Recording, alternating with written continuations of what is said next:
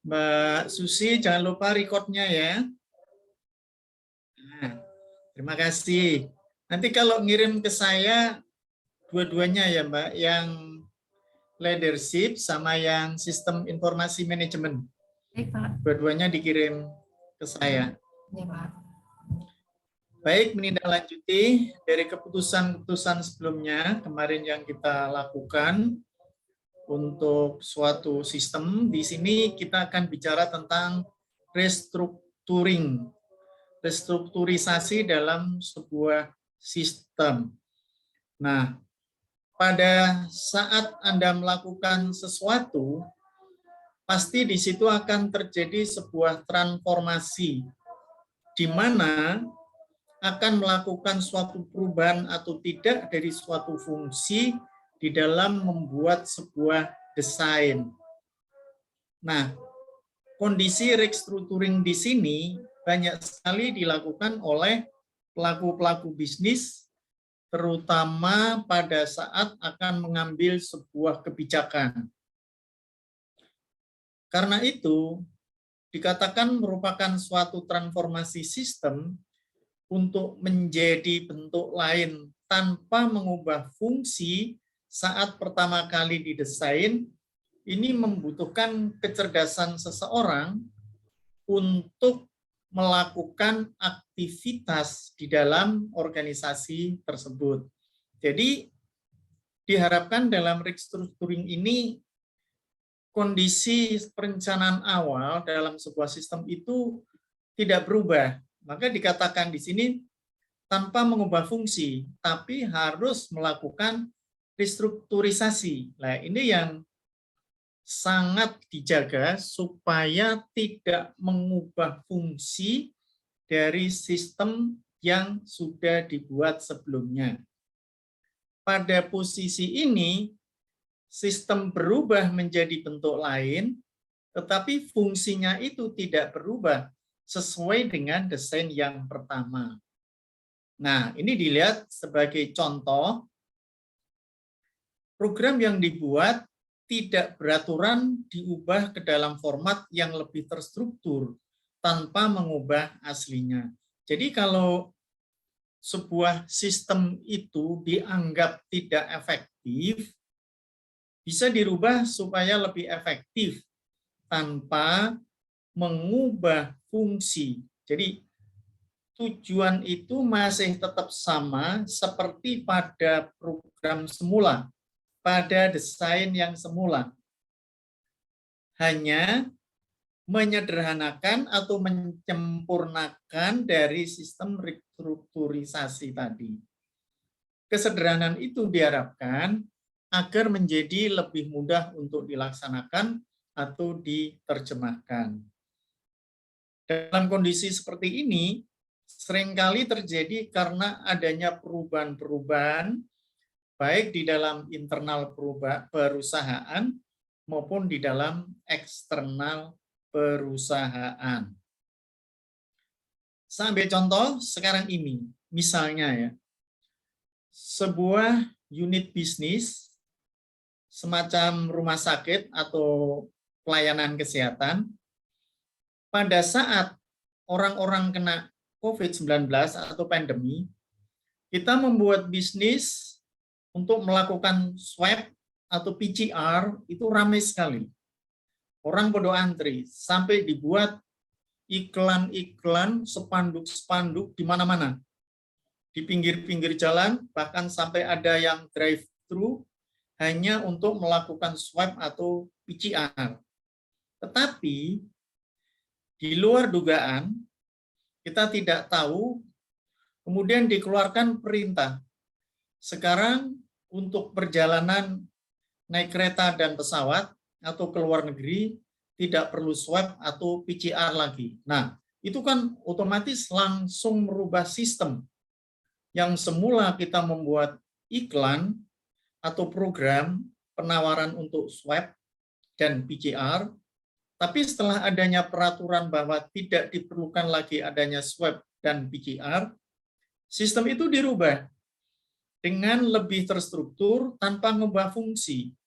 Jadi fungsi untuk PCR swab-nya itu masih ada, tapi tidak menjadikan kebutuhan seperti semula ditawarkan sampai ke RT-RT, ke jalan-jalan, bahkan dipasang spanduk besar. Sekarang itu semua dihapus, masih tetap melayani, tetapi hanya mereka yang membutuhkan apakah dia sakit atau tidak, atau ada kepentingan khusus yang memang disyaratkan harus PCR atau swab. Nah, ini salah satu contoh yang lain.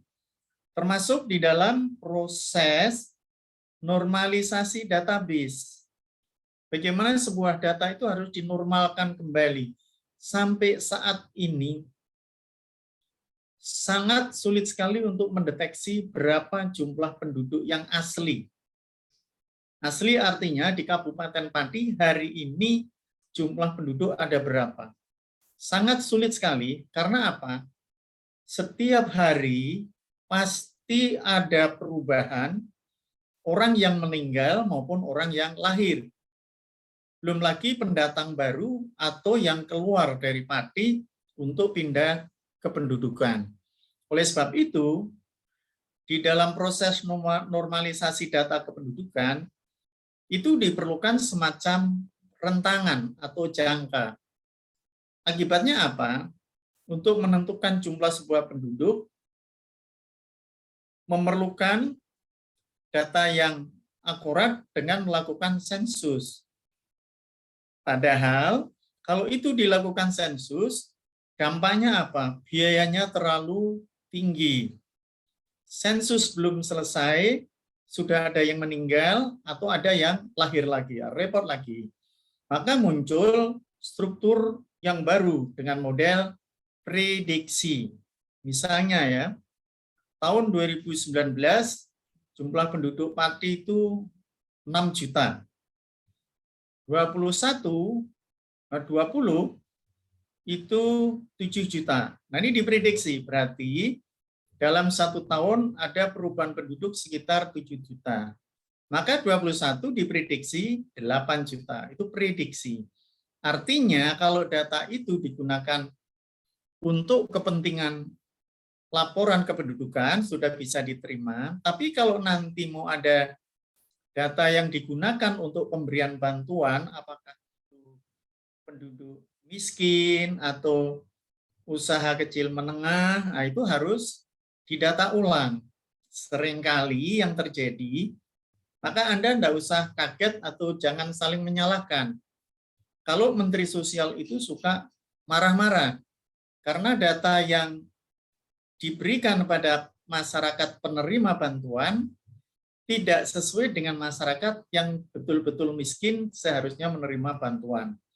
Karena apa? Dari pemerintah daerah itu sendiri, itu dasarnya prediksi. Kalau minta laporan dari RT, itu prosesnya terlalu lama. RT, RW, kelurahan, kecamatan, dan seterusnya lama, padahal bantuan segera diberikan. Dampaknya apa? Data itu tidak akurat. Ada orang sudah meninggal dapat bantuan, ada orang yang sebenarnya miskin tapi tidak dapat bantuan, dan seterusnya. Nah, ini akibat dari restrukturi yang harus segera dilaksanakan. Misalnya kalau itu dilaksanakan dengan baik, sesuai dengan data-data RT, itu mesti prosesnya lama. Itu pasti. Dan data itu bisa akurat, nanti setelah data masuk dikeluarkan, ada orang lagi yang protes, saya miskin kok nggak dikasih, dan seterusnya. Itu terjadi setiap tahun, pasti. Kalau ada bantuan langsung tunai, bantuan sosial, bantuan kemanusiaan untuk kepentingan orang miskin, selalu menimbulkan masalah. Data itu pasti tidak akurat. Celakanya lagi, ada ASN yang juga menerima bantuan. Itu kan lebih celaka lagi. Karena misalnya dibutuhkan 100 orang miskin yang berhak menerima bantuan langsung tunai. Nah, 100 ini siapa yang mau diberi? Dalam satu kabupaten ada berapa kecamatan, kecamatan berapa kelurahan, kelurahan berapa RT RW, dan seterusnya. Ini kalau diambil acak, 55 misalnya, pasti nanti ada yang tidak kena sasaran. Ada yang miskin tapi tidak diberi, ada yang kaya tapi diberi. Karena database ini tadi, data itu sendiri yang harus dilakukan dengan cara restrukturisasi, dan kalau perlu itu setiap bulan, bahkan setiap minggu lebih bagus. Harusnya di kelurahan data itu akurat. Sehingga kalau suatu saat dari pemerintah daerah minta, tolong 10 orang untuk diberi bantuan langsung tunai atau bantuan usaha mikro kecil menengah, langsung keluar. Saya pernah mengikuti pendataan UKM waktu ada bencana COVID itu di Kudus, boleh mendaftar langsung lewat Dinas Koperasi dan UKM. Nah, setelah didaftar, ternyata itu tidak semua betul-betul miskin melakukan usaha mikro atau kecil. Tetapi usaha besar membuat usaha kecil ikut masuk. Nah, ini yang repot. Kalau nanti didata, ternyata dia dapat bantuan, yang betul-betul mikro dan mereka miskin, malah nggak dapat bantuan. Akhirnya teriak-teriak. Padahal data itu sudah dikirim langsung lewat online. Jadi di Dinas Koperasi itu hanya sebagai penyambung lidah aja. Hanya tempat untuk mengumpulkan orang untuk mengisi formulir dan dia memasukkan sendiri. Nah, ini kan sulit sekali ngontrolnya. Akhirnya setelah bantuan keluar ya sudah, ada yang dapat, ada yang tidak.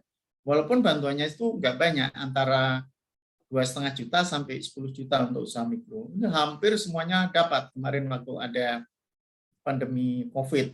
Apapun bisnisnya, asal dia pelaku usaha mikro akan dapat bantuan serendah-rendahnya 2,5 juta. Itu contoh ya, contoh dari restrukturisasi ini tadi. Kemudian, restrukturisasi ini dilakukan perusahaan untuk memutakhirkan sistem akibat munculnya teknik pemrograman yang lebih terstruktur.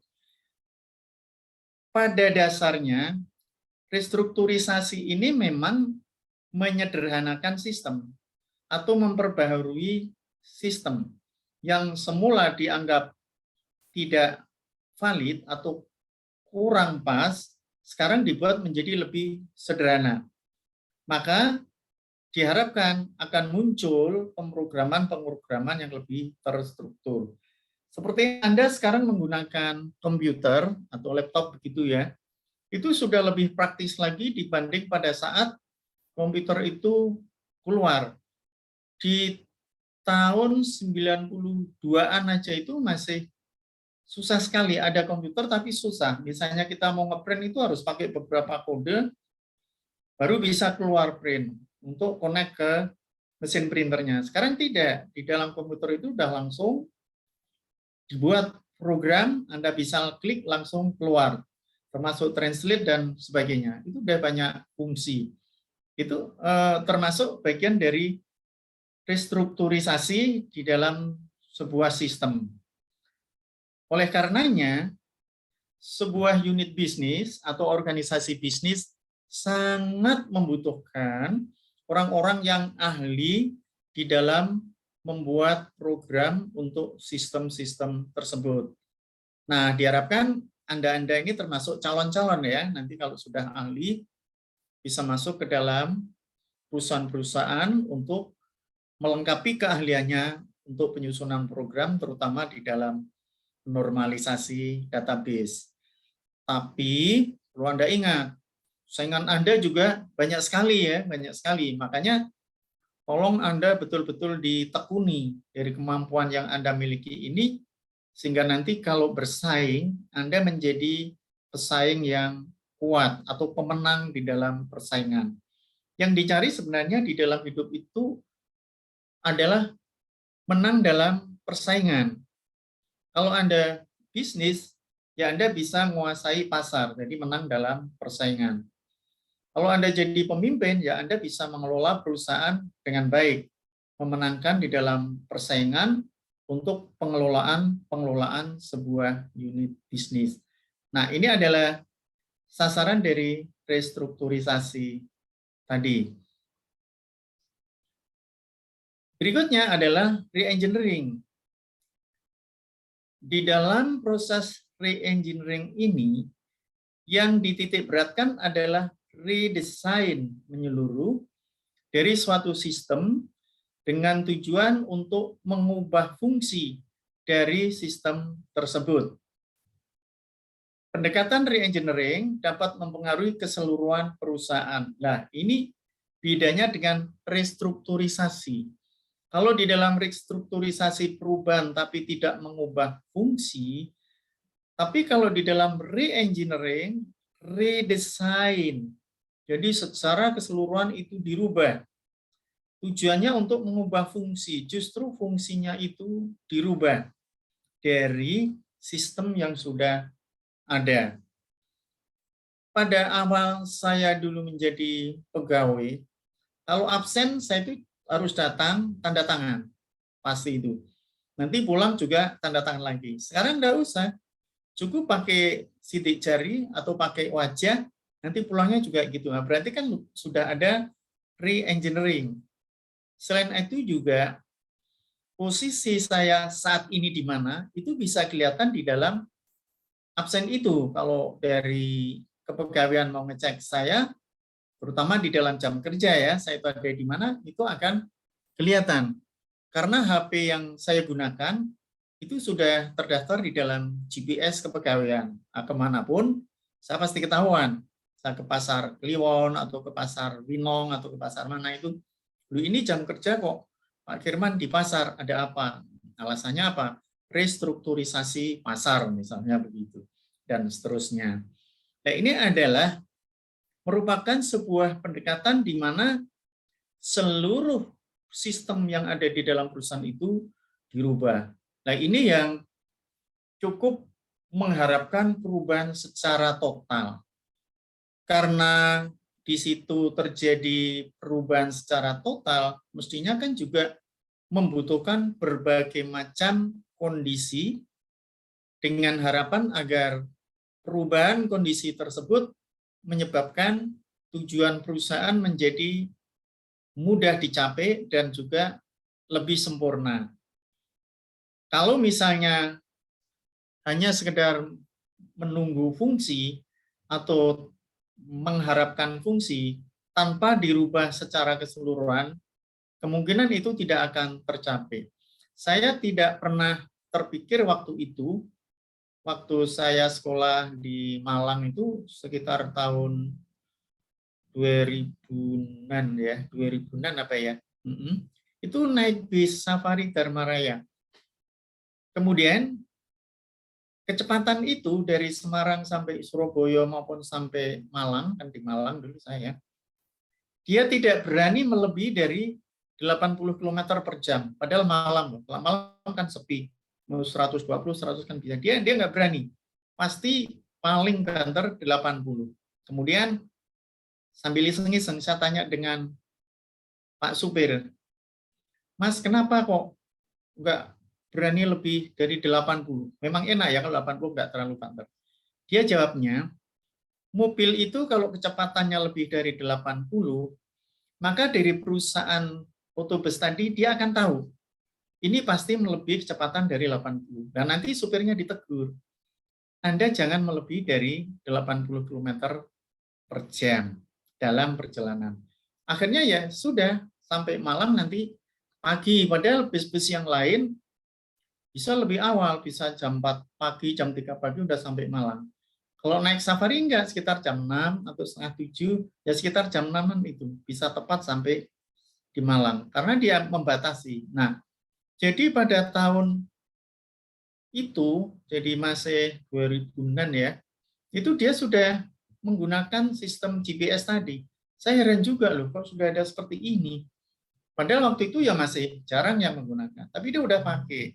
Sedangkan bis yang lain, udah banter-banteran, bisa 120, 130, bahkan kalau sepi sampai banter gitu ya. Itu enggak. Nah, ini berarti dia sudah melakukan re-engineering. Bahkan posisi supir ada di mana, dia tahu. Bis itu berhenti di mana, dia tahu. Nanti ada kerusakan di mana, dia juga akan tahu. Jadi kalau misalnya memberi bantuan, misalnya bannya meledos atau AC-nya rusak dan sebagainya, segera akan teratasi untuk segera diberi bantuan. Nah, di dalam tahapan Re-engineering ini ada reverse engineering, restructuring, and forward engineering. Nah, kalau kita lihat, forward engineering ini adalah istilah yang sering digunakan dalam system development life cycle. Jadi di dalam perubahan sebuah sistem itu dipakai dalam forward engineering. Memang kalau ditinjau dari sistemnya ini nampaknya sangat berbelit, tapi nanti kalau Anda sudah berkecimpung di dalam program-program yang seperti itu, di dalam penyusunan database itu adalah hal yang paling mudah. Artinya apa? Itu mengasihkan. Pada posisi-posisi di mana Anda dibutuhkan, yang saat ini baru dibutuhkan, Anda harusnya justru mempertajam, menggali. Karena nanti persaingan Anda di dalam perusahaan pasti dicari orang yang lebih mumpuni dibanding orang yang hanya sekedar mengerti. Posisi-posisi semacam itu yang menyebabkan nanti menjadi kemenangan Anda di dalam bersaing, baik di dalam persaingan bisnis ataupun Anda di dalam persaingan sebagai seorang manajer. Dan itu tidak ada jeleknya, hanya membutuhkan ketekunan. Banyak sekali sekarang anak-anak muda yang ahli di dalam membuat sebuah program yang dibutuhkan oleh masyarakat maupun oleh perusahaan-perusahaan. Dan itu seringkali di luar dugaan. Bahkan banyak sekali juga mahasiswa-mahasiswa yang selama kuliah sudah mencoba untuk mengaplikasikan ilmunya digunakan di dalam masyarakat maupun di dalam perusahaan. Jadi kalau Anda misalnya belum punya pekerjaan, terus Anda ikut perusahaan membantu menyusun program atau membantu temannya menyusun program apa, tolong itu diikuti aja. Karena itu nanti akan menjadi kebutuhan oleh sebuah perusahaan pada saat Anda akan mencari pekerjaan. Sebaliknya, apabila Anda sudah punya pekerjaan, Anda bisa bergabung dengan teman-teman lain yang mempunyai keahlian di dalam penyusunan sistem database jadi lebih bagus. Dampaknya adalah pengelolaan perusahaan pada unit bisnis saudara akan berjalan dengan baik. Oke, ada komentar sampai di sini? Silakan. Ada tidak? Nampaknya serius-serius semua ini. Iya, serius semangat apa serius ngantuk? Ya semangat ya. Mudah-mudahan semangat ini, bukan ngantuk. Ini Mas Ulin yang sudah punya usaha harus lebih giat lagi ini. Ya, jangan mau kalah dengan yang lainnya. Ya Mas Ulin ya. Ya Pak. Ya, walaupun sederhana dibuat sistem Mas supaya gampang nanti pengelolaannya. Termasuk dari sisi penjualan kalau itu produk baik barang maupun jasa. Oke Pak. Nah, ini kita lihat redesainnya di dalam proses bisnis berbasis komputer. Ini ada dari mulai perencanaan, analisis, kemudian redesign, kemudian implementasi. Pasti itu ada ya, ada implementasinya, pasti harus itu ya. Nah, kalau kita lihat dari yang pertama, ini adalah arahnya dari kiri ke kanan, dari forward engineering. 12 sampai dengan implementasinya. Mulai dari merencanakan, kemudian menganalisis, kemudian mendesain, dan mengimplementasikan. Semua kegiatan di dalam bisnis agar bisa berjalan dengan baik, pasti diawali dari perencanaan. Bisa saja kita kalau masih kecil-kecilan gitu ya, ngawur aja lah, misalnya bahasa sederhananya begitu ya, asal jalan gitu aja. Tapi kalau tanpa diawali atau diikuti dengan perencanaan, itu bisa gagal total. Saya pasti selalu memberi contoh pada saudara-saudara yang sederhana ya, kayak pedagang kaki lima itu. Kalau saya mau jualan konveksi, misalnya celana kolor yang sekarang lagi ngetren ya, saya mesti punya perencanaan dulu. Saya akan melihat pasarnya itu berapa, yang mampu membeli atau yang biasa menggunakan celana kolor itu berapa. Terus modal saya berapa? Saya mau membeli berapa, dalam jangka waktu berapa bulan atau berapa hari modal saya akan kembali. Kalau saya utang, berapa besar saya harus utang. Nah, Anda kan bisa melihat, kalau sudah punya perencanaan itu baru dianalisis, di mana pasar yang layak untuk saya jual. Kalau hanya saya jual di rumah saya buka counter seperti toko begitu, berapa orang sih yang lewat di depan rumah saya, sampai saya teriak-teriak pakai pengeras suara, atau lewat suaranya di musola begitu, belum tentu orang mau membeli. Paling dia dengar, oh itu ada orang jual celana kolor. Paling paling nggak enak lagi, kesannya, alah paling jelek. Nah, seperti itu. Alah paling mahal, alah paling nanti cepat rusak. Nah, ini dianalisis benar. Kerugian bisa muncul setelah dari perencanaan ini dianalisis, di dalam analisis itu tidak tepat. Dulu waktu saya kecil, yang namanya celana kolor itu hanya dipakai kalau santai. Di rumah, atau main sepak bola, atau ke sawah, ke ladang, atau bermain layang-layang begitu ya. Tapi sekarang tidak. Hampir semua orang bisa pakai celana kolor. Naik sepeda pakai celana kolor, ke lapangan celana kolor, santai, ke pantai kemana pakai celana kolor. Kan banyak yang pakai sekarang ya. Orang santai di rumah, orang santai lihat layangan, orang santai lihat matahari terbit, itu dipakai karena santai memang. Untuk supaya di dalam tubuh tidak terlalu ketat. Nah, kalau kita sudah tahu bahwa pangsa pasarnya itu seberapa, kita cari juga yang bisa menciptakan keuntungan itu siapa, sehingga nanti akan dijual berapa. Kalau misalnya saya membeli 30.000 per potong, kan ada ya, ini yang jual bahkan ada yang lebih murah, tapi rata-rata 30, saya akan jual 35.000. Kalau misalnya dalam 1 bulan saya hanya laku 100 potong, nah berarti saya kan hanya dapat 500.000. Tombok kan kalau untuk beli bensin, untuk transportasi, untuk membayar karyawan. Karyawan itu naik 1 bulan UMR di kota Semarang kan 2 juta, berapa gitu ya. Nggak cukup itu. Atau paling rendah ya 1,8 gitulah. Itu udah nggak cukup. Kecuali kalau saya kerjakan sendiri, saya jalan sendiri, kemudian kecapean saya tidak dibayar, tidak dianggap sebagai biaya operasional. Ya sudah, lanjut pada proses desain. Model saya menjual nanti seperti apa? Apakah harus teriak-teriak dengan musik? Atau saya tawarkan dari rumah ke rumah? Atau model sistem kredit? Atau saya desain dengan penjualan online? Atau yang lain lagi? Terus ini nanti di sini terhitung juga pengepakan kalau misalnya itu online. Kalau misalnya orang datang ke toko, pasti paling kita hanya menyediakan bungkus. Bungkus itu pun juga kita hitung. Berapa biaya plastik atau kertasnya. Kecuali kalau seperti Anda ke Alfamart, Indomaret, itu kan nggak dikasih bungkus, harus beli. Ya udah kasihkan gitu aja.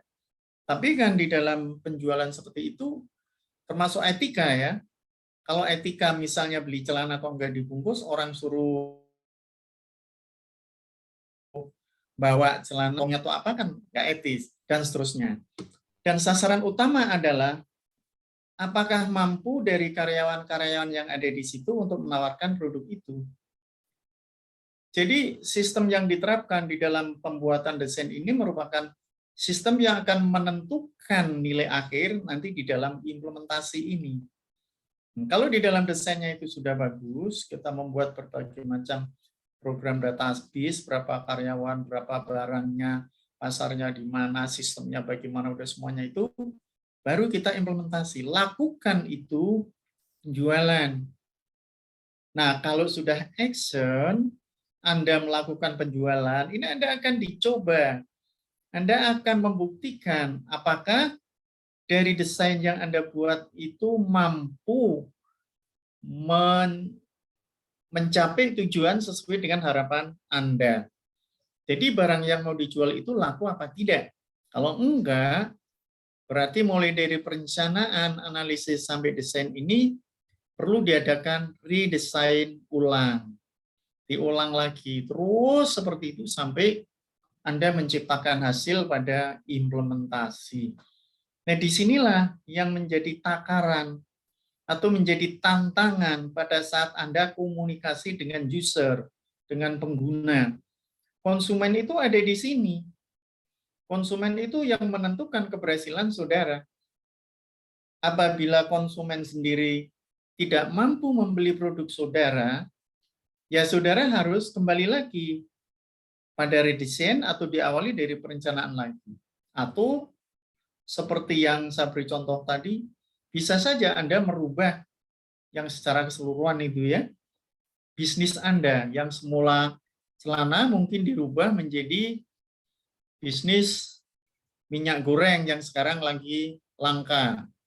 Kalau Anda misalnya bisa beli minyak goreng subsidi yang 10.000 atau 9.000 terus Anda jual 14.000, itu 1 liter sudah berarti Anda untung 5.000.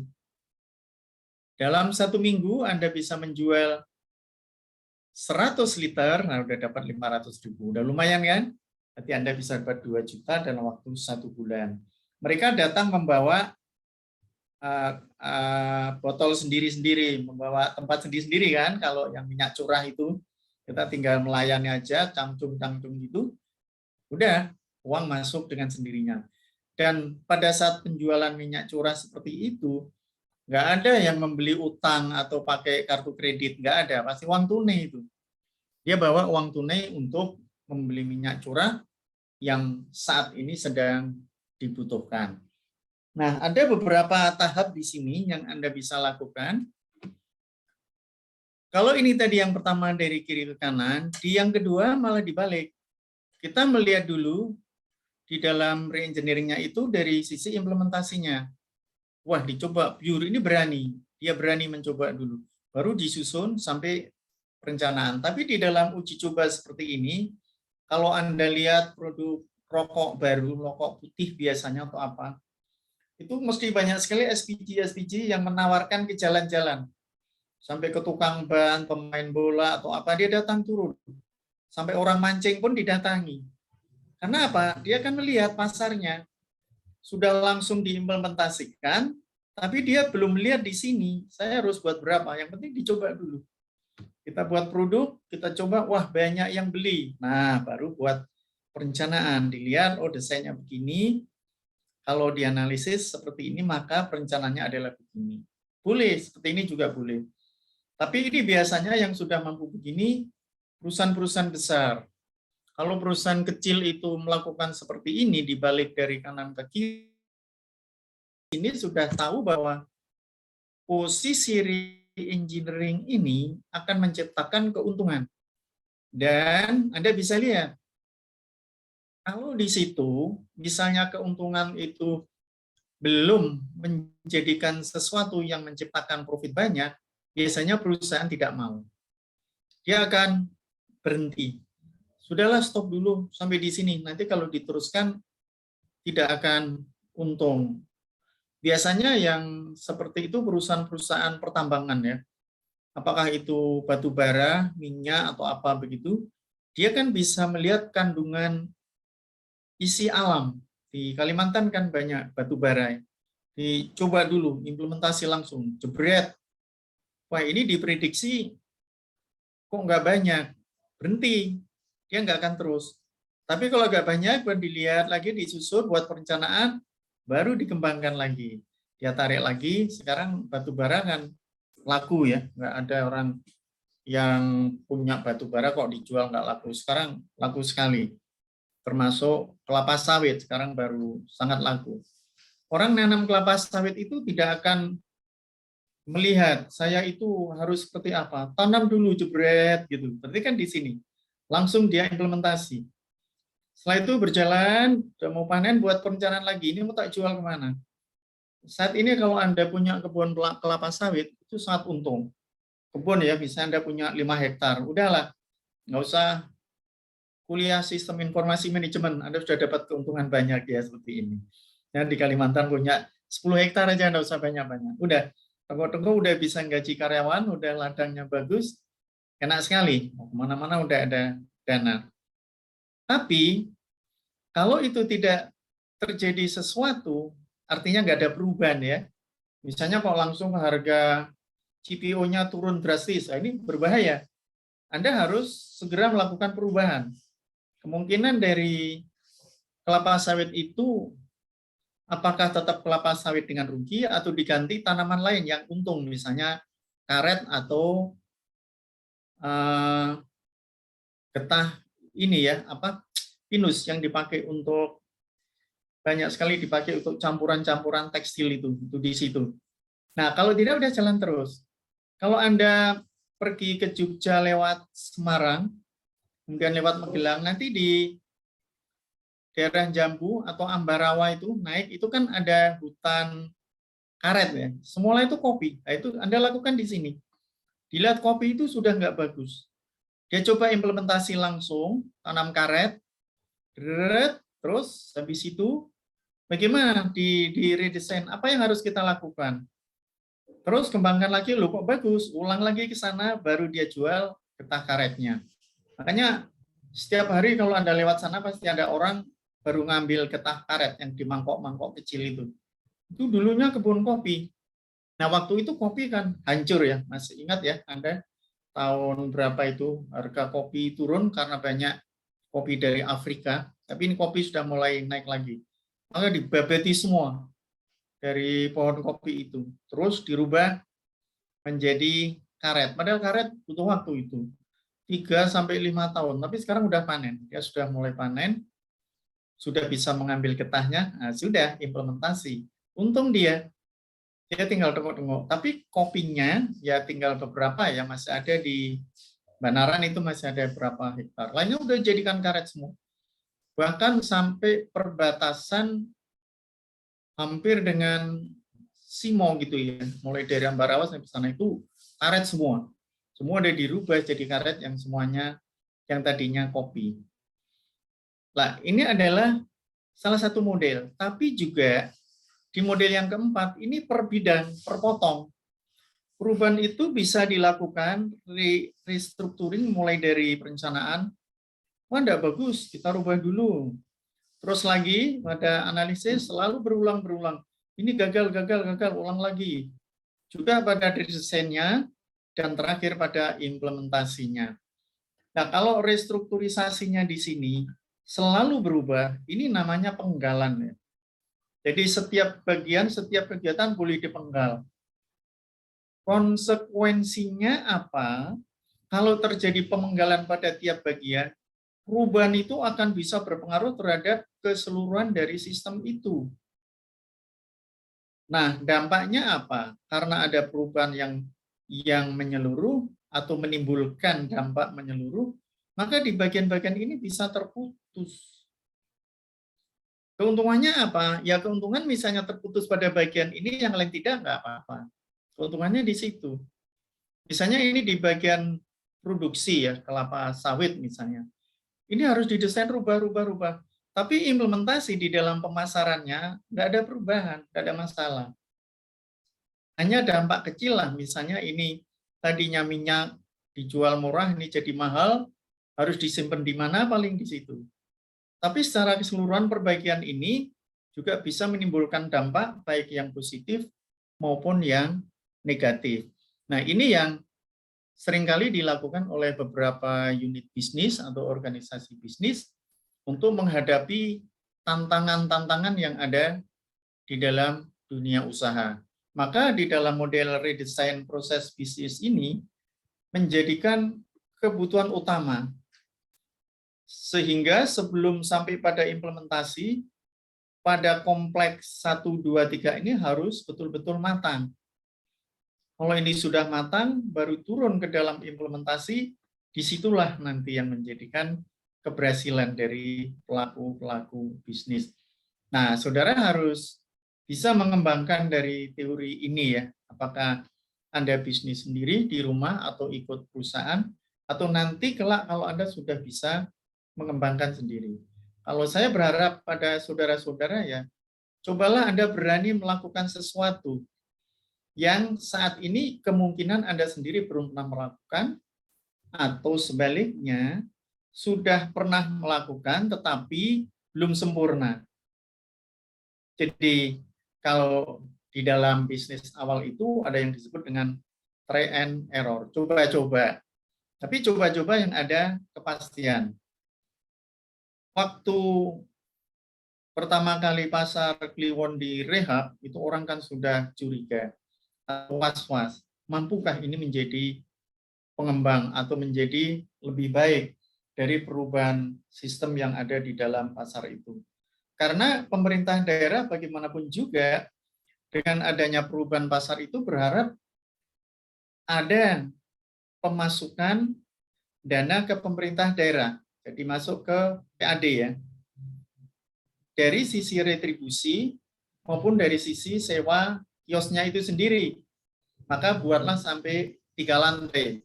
Itu dari sisi perencanaan. Tadi kalau saya lihat dia ada di sini posisinya. Ada di yang pertama. Jadi re-engineering-nya itu di pertama dia jalankan. Nah, setelah itu dia buat bagus, ada gedung parkir sendiri, ada eskalatornya sampai lantai 3. Berharap semua itu terisi. Ternyata apa? Setelah dijual pada masyarakat, artinya dia disuruh sewa, nggak ada yang mau nyewa lantai 3. Pertimbangannya apa? Selain harus naik ke atas, walaupun ada eskalator, juga sepi konsumen. Nah, siapa yang mau? Sampai ditawarkan kepada UKM-UKM, boleh menempati lantai 3 gratis selama 6 bulan. Oh, luar biasa kan? Itu adalah dampak. Setelah diimplementasikan, lu gimana kok tidak terjadi?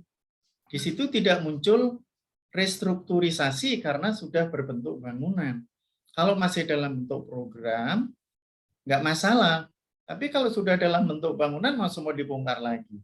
Akhirnya yang laku di lantai 1 sama lantai 2. Yang atas sepi sekali. Kalau Anda malam-malam begini ke sana di lantai 3 ya takutlah.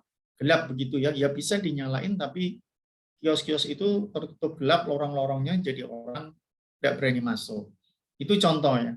Contoh dari sistem model redesign di dalam proses bisnis yang pada awalnya dianggap ya karena dalam perencanaan kan boleh aja ya, itu akan mendapatkan keuntungan, tapi setelah diimplementasikan hanya lantai 1 dan lantai 2 yang mampu diterima oleh pelaku bisnis untuk jualan atau untuk jasa dan sebagainya. Ini adalah model ya, model dari redesign proses bisnis berbasis komputer. Ada komentar? Silakan. Mas Ulin, bagaimana? Ada? Ya, Pak. Ya, monggo Mas Ulin. Ada belum? Yang masalah Pak putus tadi, Pak. Ya. Itu matahari putus itu kan kebakaran, Pak. Ya itu sampai sekarang itu terbengkalai gimana ya? Oh iya. Kenapa terbengkalai? Matahari itu gedungnya siapa? Pemerintah, Pak. Nah, pemerintah daerah. Ya kalau pemerintah daerah nggak mau bangun lagi, ya sudah. Kalau matahari itu kan cuma nyewa. Dia menyewa. Kalau menyewa itu dari sisi perencanaannya di sini, restrukturisasi ini dia hanya melakukan sewa-sewa aja. Berapa ton mau disewa, kalau itu gagal dia bisa pindah kok. Akhirnya matahari kan pindah di gedung sebelahnya itu kan. Yang gedung apa itu yang dulu untuk makanan-makanan itu dipindah di situ di gedung sebelahnya. Yang depannya itu ya, Pak. Nah, di situ. Tapi posisi sekarang itu ada pada pemerintah daerah. Kalau pemerintah daerah mau membangun kembali, nampaknya mau dibangun ulang, tinggal menunggu investornya aja. Kalau nanti Mas Ulin jadi investor silakanlah. Dia akan dibangun ulang gitu ya. Dengan pertimbangan coba lihat apakah mau menggunakan sistem ini atau sistem yang ketiga. Kalau yang ini nampaknya enggak, atau yang pertama. Kalau di tahap yang pertama ini memang ada perencanaan sampai implementasi. biasanya kalau gedung bertingkat sudah implementasi, lantai yang paling atas tidak difungsikan maksimal itu tidak ada yang nyewa. Oleh karena itu, biasanya laku digunakan untuk gedung bioskop atau apa, itu biasanya seperti itu. Itu pun kalau nanti sepi, terlalu jauh dari jangkauan keramaian masyarakat, itu juga nggak ada yang berkunjung lagi. Kan kasihan nanti mangkrak lagi. Kalau diprediksi mungkin dari korban kebakaran itu, waktu itu saya akan pas lewat juga ya. Mestinya bisa segera diatasi, karena kebakarannya kalau nggak pagi apa sorenya gitu ya. Itu belum ada mobil pemadam kebakaran yang datang ke sana untuk mematikan. Seakan-akan seperti ada pembiaran gitu loh. Padahal jelas itu kalau misalnya segera dimatikan kan yang sebelah barat ke arah rumah sakit itu belum kebakar waktu itu. Hanya yang sebelah timur aja. Tapi karena makin siang ada seakan-akan ada pembiaran, saya nggak tahu ada pembiaran apa tidak, memang sengaja supaya kebakar semuanya. Nah, kalau udah bakar semuanya, orang-orang yang ada di situ daripada nyuruh pergi, dia kan pergi dengan sendirinya. Kalau seperti Matahari kan punya modal. Jadi dia di dalam re-engineering-nya di sini untuk menuju ke restrukturisasi sangat mudah. Sewa aja gedung sebelahnya, selesai kan? Karena modelnya Matahari itu nggak mau dia bangun gedung sendiri, pasti nyewa. Nyewa kira-kira di dalam implementasi ini tidak menimbulkan profit, pindah atau cari yang lain lagi. Caranya seperti itu. Anda bayangkan sekarang untuk Matahari di seluruh Indonesia ya, hampir sebagian besar sekarang sudah mulai setengah hati. Artinya hidupnya itu tidak seramai dulu. Kalau dulu kan pesaing nggak ada ya. Sekarang sudah mulai, konsumen mulai pindah ke bisnis-bisnis yang lainnya. Apalagi macam pakaian sekarang yang menghancurkan jual beli pakaian kan karena adanya penjualan online itu. Semua bisa beli. Mas Ulin dari rumah beli aja bisa kan? Milih model, milih desain, milih warna. Cuma nggak bisa pegang barangnya gitu aja. Tapi bisa, harga juga bisa lebih murah. Juga sekarang banyak sekali toko-toko yang menjual produk impor. Kalau Anda misalnya pas main ke Semarang ya, nanti Anda pergi ke Ciputra atau pergi ke DP Mall atau Paragon di Semarang, itu ada toko-toko yang menjual produk-produk impor dan harganya murah. Nah, seperti Matahari, nanti terdesak. Belum lagi seperti Ramayana, kalau di Kudus ada itu ya. Itu untuk konsumen menengah ke bawah itu. Barangnya murah-murah sekali, walaupun dong AC-nya nggak ada, panas gitu ya. Tapi murah sekali, itu dia berani jual. Nah, itu sebuah persaingan yang cukup ketat. Kalau sudah terjadi persaingan seperti itu, nanti Matahari akan melakukan kegiatan yang paling bawah di dalam restrukturisasi ini. Tinggal awal atau sebagian, dan seterusnya.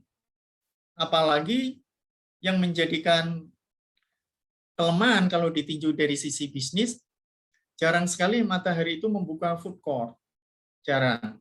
Selain food court juga 9 bahan pokok seperti Carrefour dan sebagainya gitu ya. Atau Hypermart itu jarang. Hypermart aja sekarang kan sudah mau gulung tikar ya. Kalau di Semarang, Giant itu sudah mati, sudah ganti. Sekarang muncul industri-industri kecil seperti Indomart, Alfamart, Alfamidi, kemudian Superindo, lah itu langsung dia terjun ke masyarakat. Nah, dia bisa melakukan ke ini, atau di sini bisa, di Alfamart atau Alfamidi yang sejenisnya itu ya, Superindo segala. Dia langsung coba dulu lah. Di sini nggak laku, nanti dia pindah lagi. Kalau Anda punya modal, sekitar 250 juta kalau belum ada perubahan ya. Anda punya tanah pinggir jalan, serahkan aja pada bosnya Alfamart, nanti Anda akan dibuatkan di situ, setiap bulan Anda sudah mendapatkan keuntungan. Mudah sekali ya. Anda tidak usah mendirikan sendiri, sudah dari sana, karyawannya dari sana, Anda tinggal ongkang-ongkang sambil ngontrol, nanti juga di depan Alfamart itu bisa disewakan lagi, per petaknya 2 kali 1 meter itu berapa begitu. Sangat mudah. Tapi ya ini, dari masing-masing unit bisnis, dia mempunyai kemampuan yang berbeda-beda. Apakah mau di restrukturisasi langsung, atau mulai dari forward engineering-nya, kemudian perubahan-perubahan terus, sampai ke restructuring. Yang paling mudah dikendalikan ada di sini, karena perbaikan. Hanya saja ini juga bisa menghancurkan secara keseluruhan. Kalau bagian ini gagal, pasti di sini nanti akan gagal ya. Dari masing-masing bagian ini yang harus kita lakukan. Gitu ya Mas Ulin ya. Apa mau dibangun Mas Ulin itu, Matahari? Boleh. Kemarin katanya mau disewa pengusaha dari Cina, Pak, katanya itu. Kan investor itu, investornya. Makanya dia, si pemerintah daerah tinggal menunggu investor. Hampir sama, termasuk IKN ya, Ibu Kota Negara Nusantara itu tinggal nunggu investor. Investor datang, bangun jadi, selesailah. Tapi kalau investornya belum ada ya sudah. Kalau pemerintah daerah sendiri dari APBD nampaknya nggak mampu. Lebih enak lewat investor. Kalau lewat investor, nanti keuntungannya itu untuk ngangsur begitu, atau bagi hasil. Jadi pemerintah daerah hanya menyediakan lahan aja. Kalau hanya ada, silahkan dibangun, terus bagi hasil ya sudah enak. Nanti kalau sudah disewa, yang ngurusi baik dari sisi penerangan, kebersihan itu yang menyewa. Enak sekali kan, orang kalau sudah punya modal ya seperti itu. Sama kalau nanti Mas Ulin punya lahan di pinggir jalan, bisa untuk Indomaret atau Alfamart, tawarkan aja. Kalau di situ penduduknya padat, pasti setuju itu. Akan disurvei, setuju, sudah buat Indomaret. Tinggal tengok-tengok aja, tiap bulan tinggal lihat rekeningnya tambah terus. Enak sekali kan? Nggak usah kuliah kayak gini-gini, bikin ngantuk malam-malam gitu ya Mas Ulin. Ya ini Mas Saiful senyum-senyum ini, berarti pingin ini, sudah punya aktivitas ke sana. Oke, ada lagi? Silakan. Cukup? Lanjut ya. Baik, kalau nggak ada yang komentar, saya tambah lagi. Nah, kita lihat di dalam proses yang pertama tadi, di dalam forward engineering dan reverse engineering, itu ada dari sistem development level komputer sini, secara berlawanan arah tadi yang saya sebutkan, ini sudah saya jelaskan tadi ya, dari SDLC-nya itu kita sudah melihat yang, nah, ada yang sistem berlawanan arah, yang 1 dan 2 ini adalah forward engineering sama reverse engineering. Mereka berlawanan arah, tapi ya tidak apa-apa, karena di dalam redesign proses bisnis itu memang kita boleh melakukan berbagai macam cara. Kemudian, walaupun reverse engineering difokuskan pada aktivitas yang bergerak dari fase implementasi ke fase desain, namun pergerakan fase sebelumnya masih dapat dilakukan. Nah, artinya begini, walaupun itu dibalik implementasi, tetap ada perencanaan. Saya menjual rokok, kan orang tidak tahu rokok saya itu enak atau tidak enak, bagus atau tidak bagus. Kalau bukan orang yang ahli hisap, tukang rokok gitu ya, dia tidak akan bisa merasakan rokok itu baik atau tidak. Maka satu-satunya jalan ya kita berikan gratis kepada orang-orang yang ahli hisap, yang tukang merokok. Nah, pinggir-pinggir jalan itu. Jadi kalau Anda suatu saat nongkrong di pinggir jalan, kok diberi rokok sampel sama SPG-nya, terima aja. Terima aja, nanti Anda akan ditanya enak apa tidak. Kalau yang tidak pernah merokok, yang tidak bisa merasakan enak atau tidak. Tapi yang bisa merokok, wah bagus ini. Nah, nanti dari hasil itu kan sudah implementasi langsung. Dijadikan dasar untuk perencanaan produktivitas berikutnya. Oh ini pasarnya sekian ribu batang rokok. Diprediksi. Maka nanti baru perusahaan itu melakukan produksi. Nah, kalau sudah diproduksi, baru ditawarkan ke pasar. Itu pun tidak selalu ya, tidak selalu apa yang sudah diprediksi itu akan sempurna, pasti ada kegagalan. Coba Anda lihat itu berapa banyak rokok itu yang laku, tapi berapa banyak rokok yang tidak laku? Karena sangat banyaknya rokok-rokok yang diproduk, dan itu berjejeran berdampingan. Kalau Anda masuk toko yang kecil ada semacam Indomaret, nanti pasti ada box untuk rokok gitu ya. Berapa merek di situ? Ada 20 lebih. Dari Jarum sendiri aja sudah ada 5 lebih. Nanti belum dari gudang garam, kemudian dari Sampurna, kemudian dari rokok-rokok yang tidak jelas. Waduh, banyak sekali. Di situ sudah banyak. Karena banyak, konsumen juga akan memilih sesuai dengan kesukaannya. Maka dikatakan di sini bahwa walaupun dia dibalik dari implementasi ke desain, tetap di situ ada perkiraan. Jadi saya mau membuat berapa rokok untuk sampel supaya saya bisa memprediksi nanti berapa rokok yang akan saya produk. Jalan-jalan ini, jalan itu, jalan ini, dan seterusnya, yang akhirnya nanti akan mendapatkan hasil yang bagus. Kemudian, re-engineering dimulai dari fase implementasi, bergerak fase per fase sampai ke fase perencanaan, di mana SDLC-nya yang baru mulai berlangsung. Nah, selalu saya tegaskan di sini, walaupun merupakan kebalikan, tetapi ya ini ya, dari sisi SDLC-nya, mulai kita lihat tahap demi tahap itu selalu diperhatikan. Jadi tidak bisa langsung bablas, tetap di situ ada perencanaan, kemudian ada redesainnya, ada analisisnya, kemudian ada implementasinya.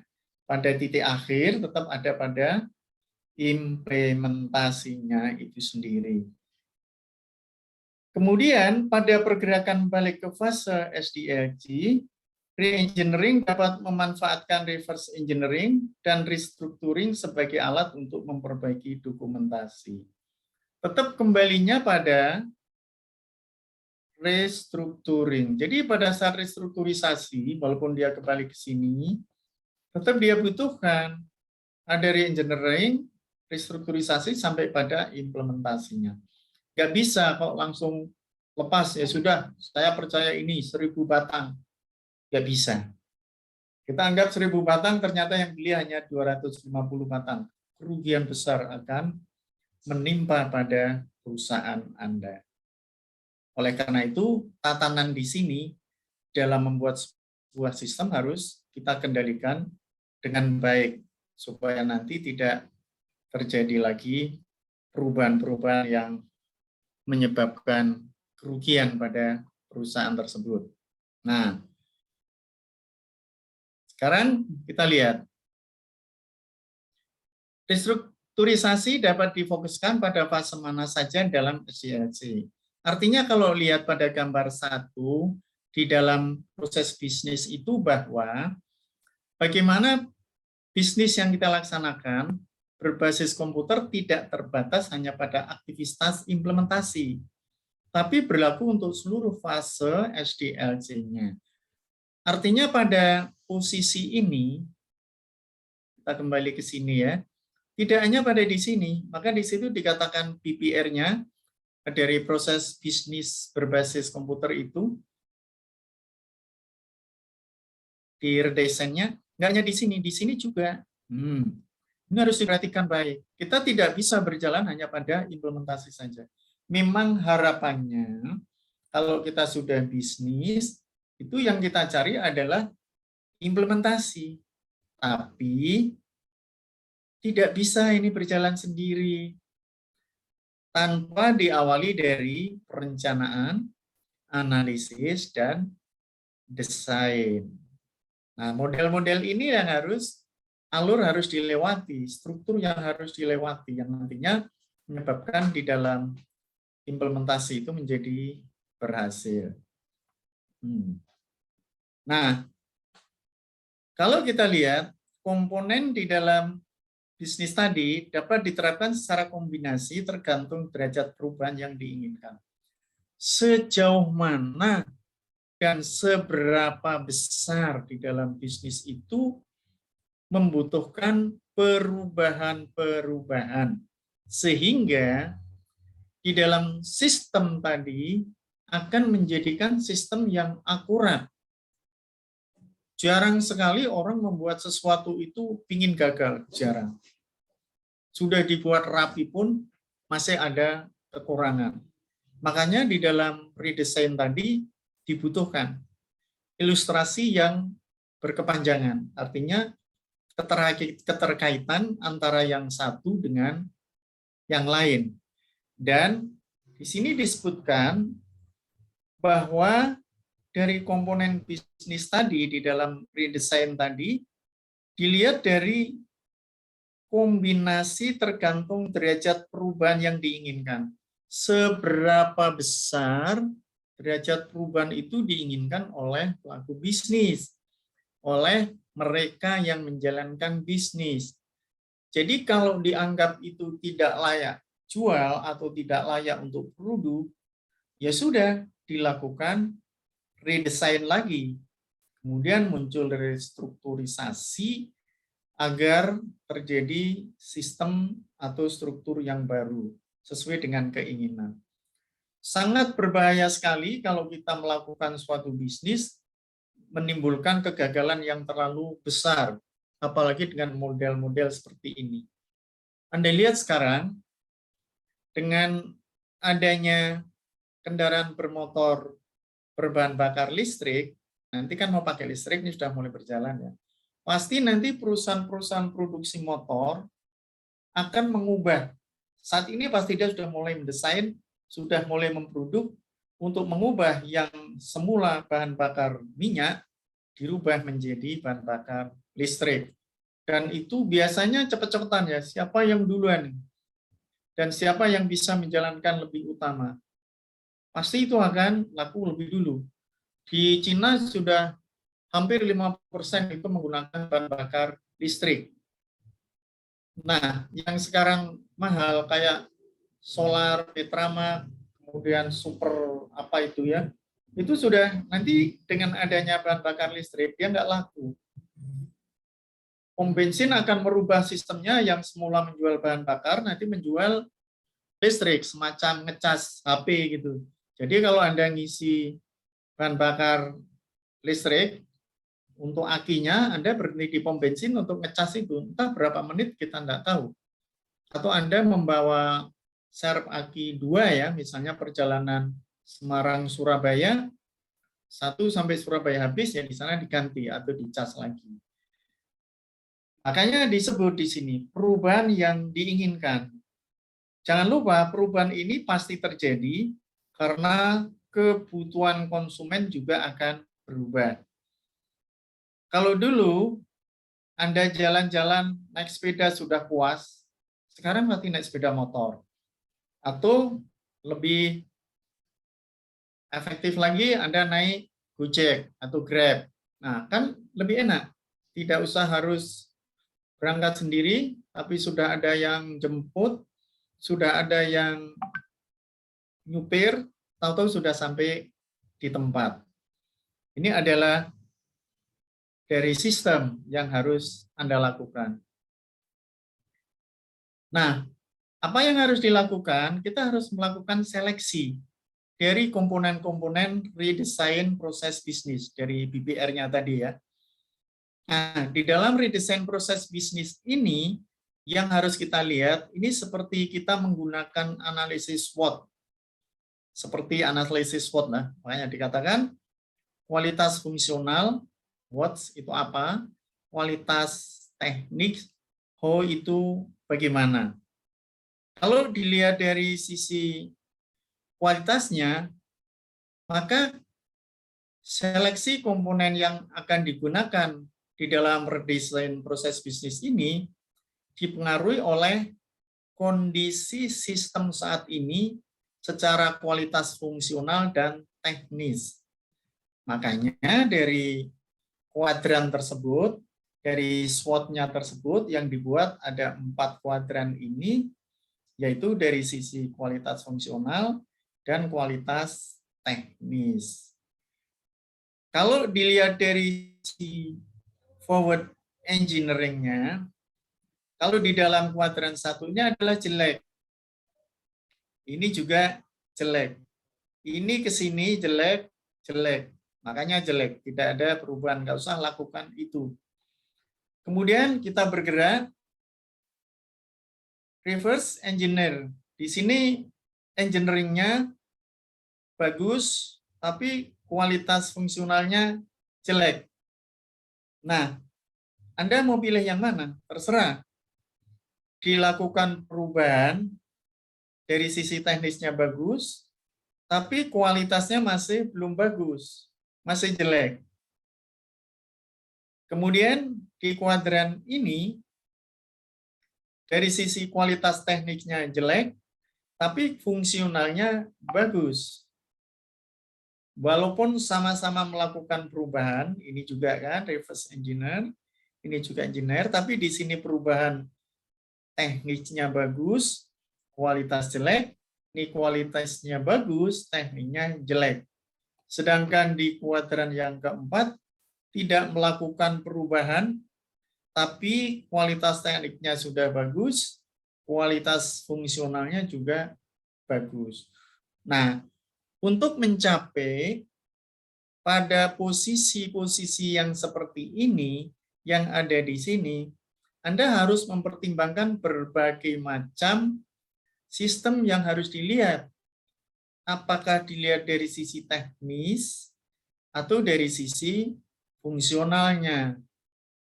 Keduanya ini mempunyai pengaruh yang positif, karena kalau dilihat dari sisi kualitas fungsional dan teknisnya, yang bisa menciptakan perubahan-perubahan menjadi lebih baik. Akibatnya apa dampaknya nanti? Kita tidak akan mencari yang terjelek, pasti itu. Enggak akan mencari. Karena kalau kita cari sampai pada forward engineer yang jelek semua, ya pasti nanti sistem itu kalau diterapkan menciptakan suatu produk yang kurang bagus juga. Akan menimbulkan masalah-masalah juga yang semakin tidak bagus itu.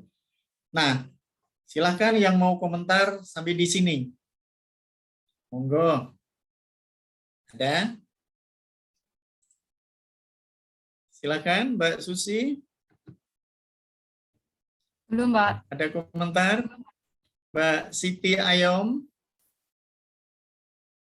Gimana Mbak Ayom? Sementara belum, Pak. Belum juga. Mas Kristianto. Mas Kris. Baru makan? Mbak Nurkana. Juga nggak ada? Belum. Oh ya. On cam ya Mbak ya? Biar saya bisa melihat. Oke. Mbak Pambayun? Belum, Pak. Belum juga. On cam ya Mbak? Iya, Pak. Nah, oke. Siap. Oke, kalau tidak ada, saya lanjutkan lagi. Tidak masalah. Mudah-mudahan yang saya sampaikan ini Anda bisa menerima. Nggak usah menerima keseluruhan lah, tapi ngerti garis besarnya itu udah bagus. Anda sudah punya bayangan gitu ya, untuk mengembangkan suatu bisnis berdasarkan atau berbasis komputer. Kalau dilihat dari sisi kualitas fungsional ya, adalah pengukuran apa yang dilakukan sistem, yaitu teks yang dilaksanakan. Nah, kalau sudah sesuai dengan teks yang dilaksanakan tadi, dia berfungsi secara maksimal. Fungsi itu apakah diimplementasikan dengan baik atau tidak, tergantung nanti dari sisi kualitas teknisnya itu. Walaupun sistem itu bagus, sesuai dengan teks yang ada, sesuai dengan teks yang diharapkan, tapi kalau dari sisi teknisnya itu tidak ada, ya tidak mungkin. Dia tidak akan menjalankan dengan baik. Dia tidak akan berfungsi dengan baik. Tantangannya adalah di sini dari sisi teknis. Pengukuran bagaimana teks tersebut dilaksanakan. Kalau dari sisi tujuan ini sudah bisa dilaksanakan dengan baik, sesuai dengan sistem yang ada, nah di sini muncul. Maka inti dari permasalahan teknis adalah kualitas berkaitan dengan seberapa jauh sistem merefleksikan teknik-teknik modern yang terstruktur. Ini adalah menggunakan redesign untuk menciptakan sebuah struktur yang terukur. Apalagi dikatakan bahwa teknik modern yang terstruktur.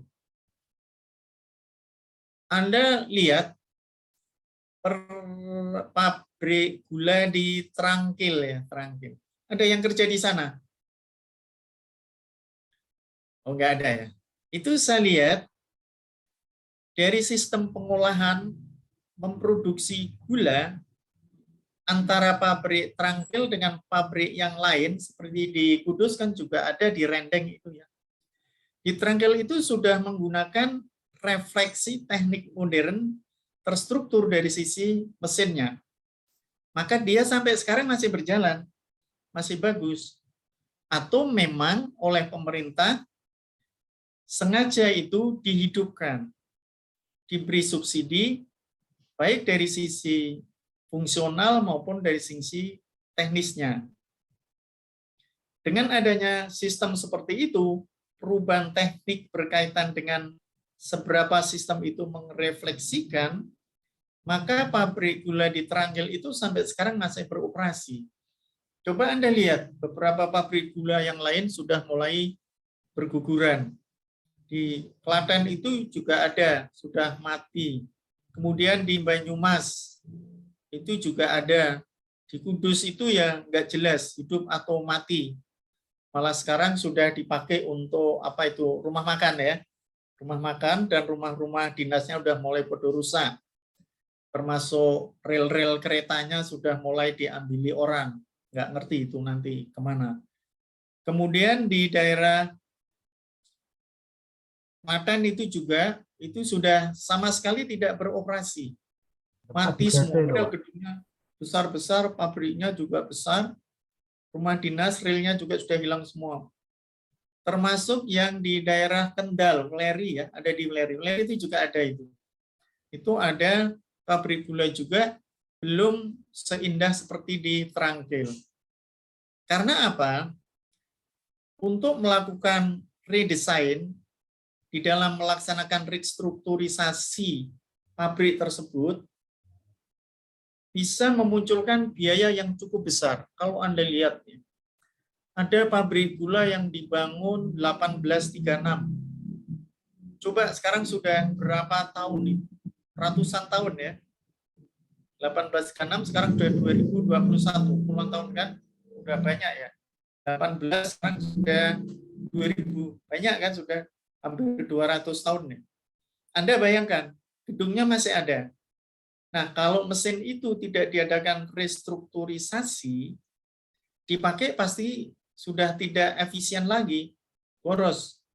Apakah banyak yang hilang tebunya atau remendemennya, atau sudah tidak bisa produktif secara sempurna, tidak bisa menciptakan gula yang bagus, atau juga bisa mengakibatkan terjadinya kegagalan di dalam pelaksanaan produksi gula itu tadi. Makanya harusnya dari sisi kualitas fungsional maupun dari sisi kualitas teknis, ini harus menjadikan bahan pertimbangan. Kalau dilihat dasarnya dari komponen redesign proses bisnis tadi. Jadi tidak bisa kita hanya di sini sama di sini, kita harus bersama-sama supaya nanti di sini sudah tidak ada lagi tindakan yang harus dilakukan. Kalau sampai pada tindakan ini tidak muncul, maka saya beri contoh itu seperti di pabrik gula Trangkil. Saya juga nggak pernah berpikir ya kalau di Trangkil itu masih ada pabrik gula yang eksis. Perkebunan rakyat tebu juga masih eksis, artinya masih banyak orang yang mau menanam tebu. Anda bisa bayangkan kalau masyarakat tidak mau nanam tebu, apa yang mau digiling? Nggak ada kan? Tapi di Trangkil, walaupun jauh dari perkebunan, jauh dari persawahan, ternyata masih banyak petani-petani yang mau menanam tebunya.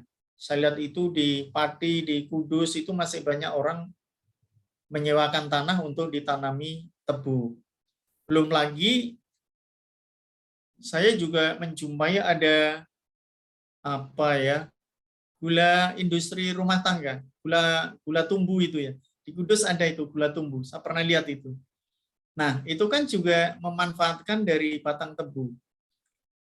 Tapi perlu Anda ketahui bahwa menanam tebu itu kelihatannya mudah tapi susah ya. Anda bisa bayangkan kalau nggak ada hujan, tebu itu kan jadi kecil-kecil banget.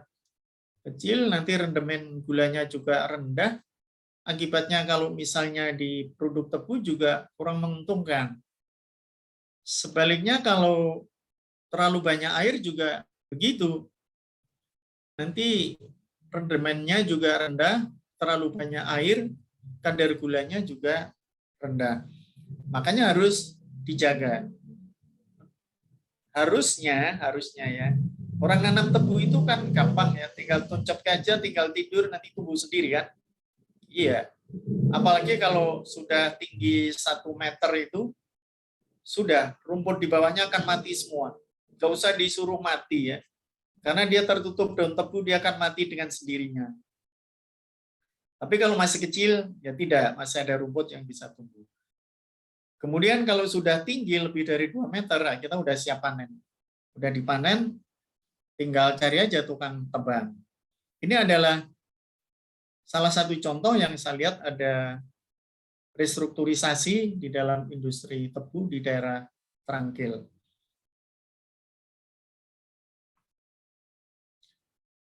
Kalau dilihat dari kuadran kiri bawah, menunjukkan bahwa bila kualitas fungsional dan teknis keduanya tidak baik, maka perlu dilakukan forward engineering.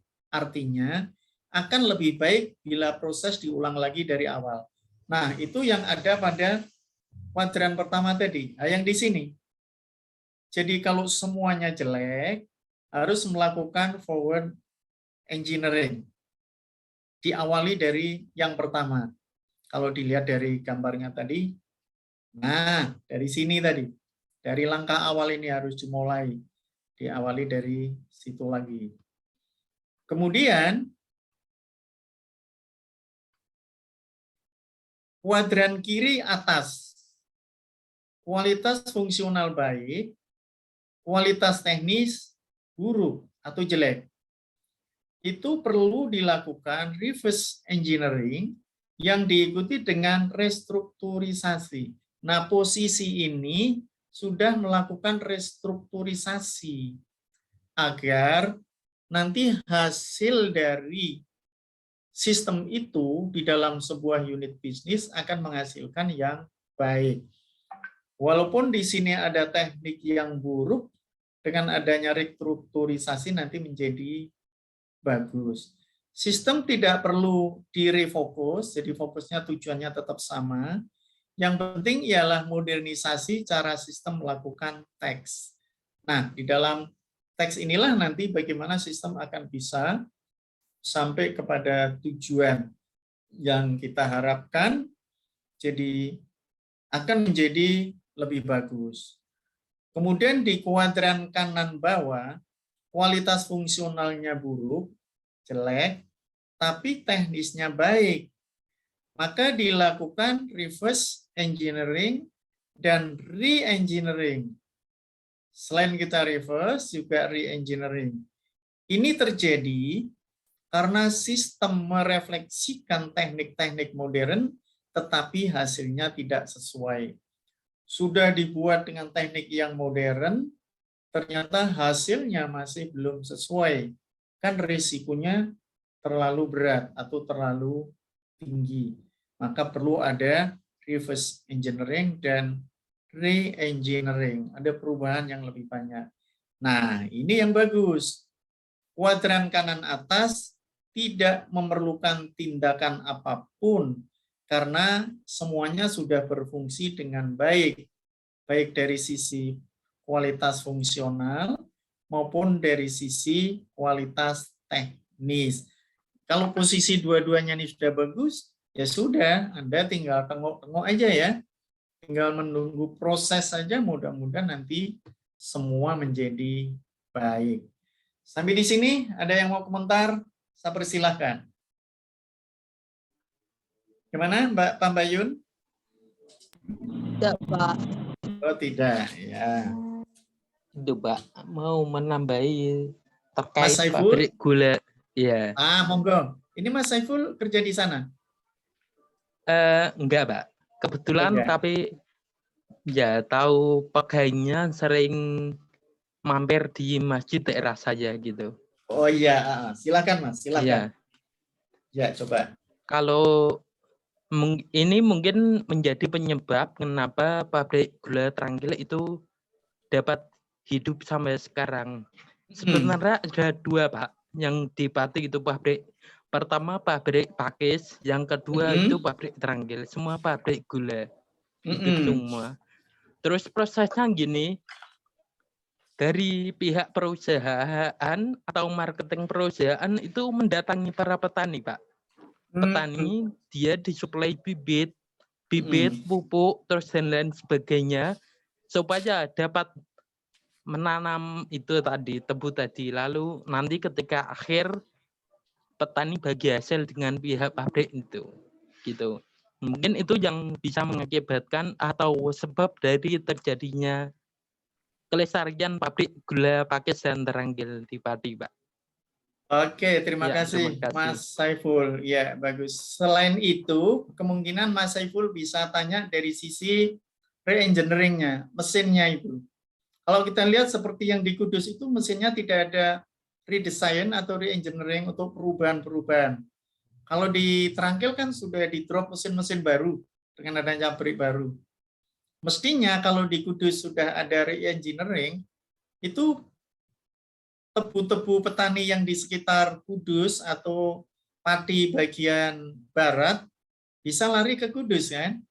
Nyatanya enggak, dia tetap lari ke Trangkil yang jauh gitu. Saya juga nggak ngerti. Mungkin dari sisi itu bisa diterapkan memang dari perusahaan memberikan subsidi pada petani tebu gitu ya.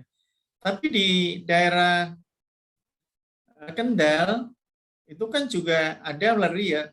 Dibuat seperti itu petaninya lebih suka dia menanam tembakau karena dianggap lebih menguntungkan. Karena tembakau dianggap menguntungkan, ya sudah dia dikasih subsidi apapun sama pabrik tebunya juga nggak mau. Padahal dulu di Weleri bagus sekali loh. Sampai kalau mau panen tebu itu ada semacam selamatan gitu ya, tebu diarak, tebu manten istilahnya, diarak keliling kota gitu, baru panen tebu masuk ke pabrik. Sekarang pabriknya seperti kembang kempis, cuma dijadikan rumah makan aja. Atau tempat bermain anak-anak untuk hari Minggu, untuk wisata dan seterusnya. Jadi untuk produknya sangat kecil. Di Kudus kan juga sangat kecil ya untuk produk, itu jarang sekali itu. Saya nggak ngerti apakah itu profit apa tidak, sehingga lama-kelamaan kalau itu tidak diadakan redesign dan re-engineering, pasti akan tutup. Seperti yang terjadi di Klaten, kemudian di Banyumas, sebagian di Jogja juga ada ya, itu sudah mulai ditutup. Sebenarnya banyak di Jawa Tengah pabrik gula seperti itu, tapi petaninya yang nanam tebu sudah mulai berkurang, juga mesin-mesin untuk produk tebu tidak diadakan re-engineering. Akibatnya dianggap tidak efisien, boros begitu. Begitu ya Mas Saiful. Mas Saiful punya berapa hektar tebunya? Alhamdulillah, kebetulan belum punya Pak. Waduh. Oh ya sudah. Nanti sebentar lagi kerjasama sama Mas Ulin ya. Terus sewa Ya, tanah, ditanami tebu gitu. Tapi kasihan itu diburu produksinya, Pak. Kenapa? Soalnya kan kalau pabrik gula itu kerjanya musiman. Kalau musim panen saja itu kerja, kalau nggak ada musim panen tebu ya nggak kerja lagi. Kasihannya di situ. Dibuat sistem kontrak. Nggak bisa produk terus, nggak bisa ya? Nggak bisa kan mengandalkan panen, Pak. Soalnya. Oh, panennya musiman. bareng ya, nggak, iya benar ya, panennya nggak bisa berulang ya, nggak bisa terus habis Tegal Iya, ini bareng. ganti sawah sana, nggak bisa ya, panen bareng.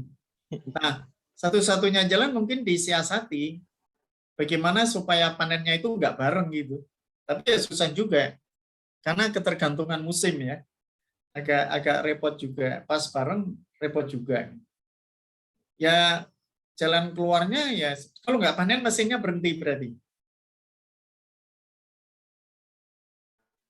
Iya, mesin berhenti, Pak. Untuk para buruh produksi ya terpaksa nggak kerja. Nggak Paling kerja ya. bagian Terus dia administrasi saja yang kerja. kalau mesin berhenti itu nanti biaya operasionalnya juga tinggi loh. Misalnya Iya. berhenti 2 bulan atau 3 bulan, 7 untuk aktif bulan. lagi dia harus manasi lagi. Nah, manasi lagi kan perlu ada perbaikan-perbaikan atau semacam servis gitu.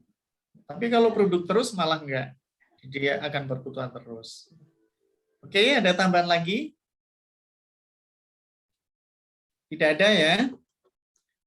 Baik, kalau enggak ada, saya tak lihat dulu dari nama-nama Anda on cam ya, biar saya bisa melihat wajah Anda.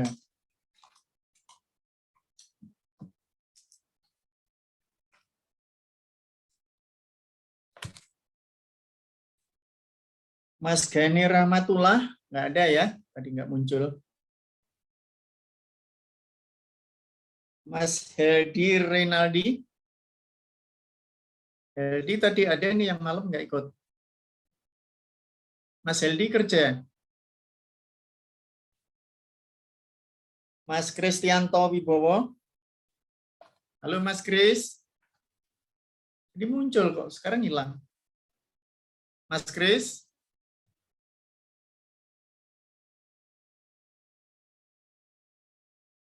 Dimas Wisanggeni Jaya Negara. Kelompok. Iya, Pak. Iya. Ada Dimas ya. Hadir, Pak. Oke.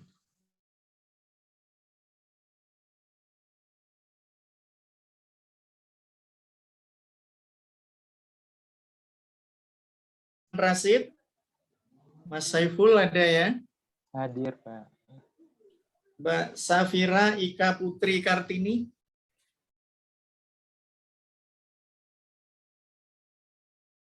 Mas Afif Munawir. Halo Mas Afif. Tadi ada sudah hilang lagi.